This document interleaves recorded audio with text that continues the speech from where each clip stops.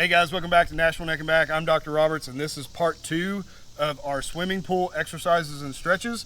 Now, unlike the first video, which was targeted more for beginners, this one's going to be a little bit more challenging. So these stretches, these exercises are going to be a little bit harder, but I think you're going to really enjoy the benefits. Let's go check them out. All right, and so finally, for one of the most dynamic exercises that we can do in the swimming pool, we're going to do a skip jump. It's going to look silly. It's going to look ridiculous. Hopefully nobody else is in the pool with you. So if you can do this without feeling too embarrassed, it's going to be very beneficial if you've got hip, back, or knee pain. So check it out. So if you don't remember how to skip, it's basically going to be kind of a little hop on one leg. And as you bring your right leg up or your right knee up, you're also going to take your opposite hand and arm, the left side, up into the air. Then when you plant with the right foot, the left knee comes up, the opposite arm, the right arm goes up. And do a little jump with that as well. It should look something a little bit like this.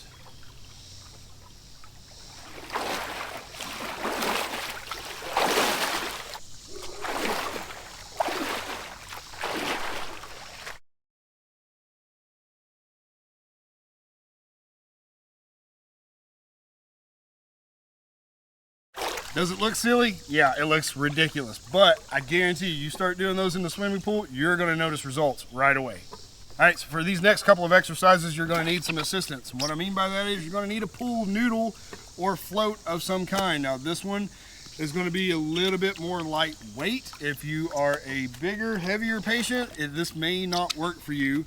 One of these more heavy dutier floaties, noodles, whatever you wanna call them, might work better for you. Also, if you're super light, this may be too much and you may not be able to do these exercises. So find the one that's going to best suit you, and let's get into the exercises. So the first one I'm going to show you is called the seated core press. Basically, you just take the noodle, wrap it around behind you, and if you've ever seen somebody in the gym doing dips on the dip machine, it's very similar to that, but we're using the noodle and the resistance of the water in order to perform the exercise. So it's going to look something a little bit like this. Again, take the noodle and wrap it around behind you, grip it in both hands, and you're simply just going to push down like this with your body in the water. So kind of like this, push down and just get those reps. Now, I'm in the shallow end right now, so my feet are obviously touching the ground. If you want to add a little bit more of a challenge to this, try to lift your feet up. Now, sometimes that's easier to do in the deeper end as opposed to the shallow end, so I'm going to show you both here in just a moment. But this one doesn't have enough buoyancy for me. Let me grab the bigger one and kind of give you a better idea of how this works. So again, just wrap this around you, sink down into the water, and extend your arms downward. You're going to feel this in the back of your arms, in the tricep area, maybe even possibly in your chest. Try to engage your core while you're doing this. And also, if you want to throw an extra challenge in, lift your feet up and try to do this without touching the ground.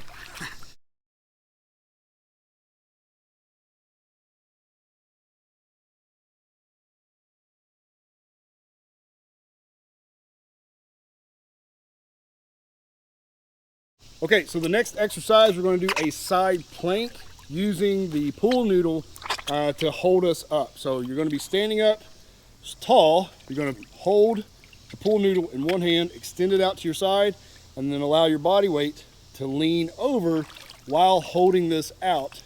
And just try to engage your core, make it strong, make it tight, and see how long you can hold that. So again, the smaller noodle just isn't quite enough for me. I'm going to use this bigger one. I'm going to hold this out to the side, drop down,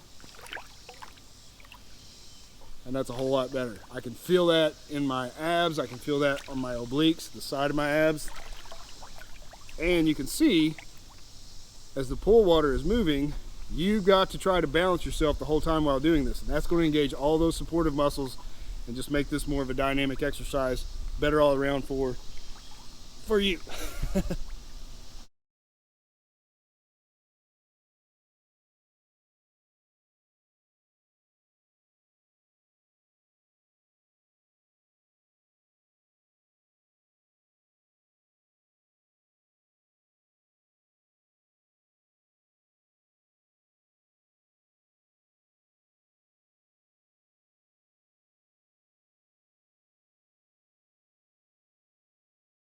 Now, when you've done one side, obviously switch hands.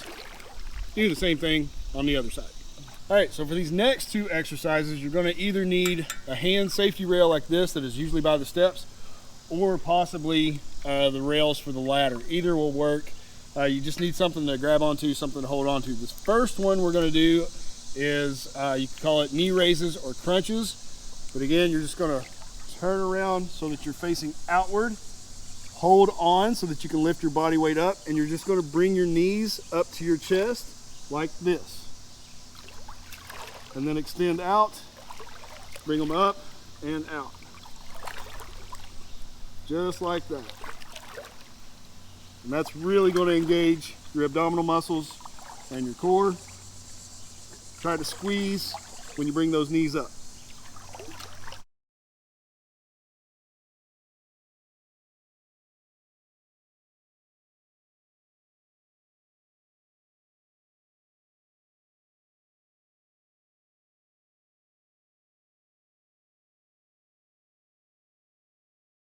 All right, and the next one we're going to do with the rail, we're going to go from side to side. So instead of bringing your knees to your chest, we're going to bring your knees up, but we're going to rotate from side to side like an oblique twist. So it looks a little bit like this. Again, grab onto the rail, lift your knees up, and then you're just going to rotate side to side. And if you have low back pain, this is going to be a really nice stretch. Go easy though, don't overdo it. Don't go too fast. Left to right, left to right. There you go.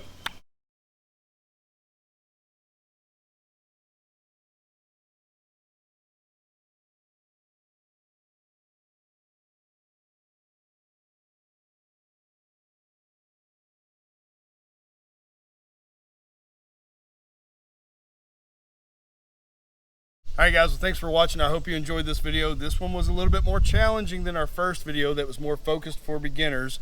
If you have any questions or if you want to see any additional tips in the swimming pool, please leave those in the comments below, and we will see you in the next video.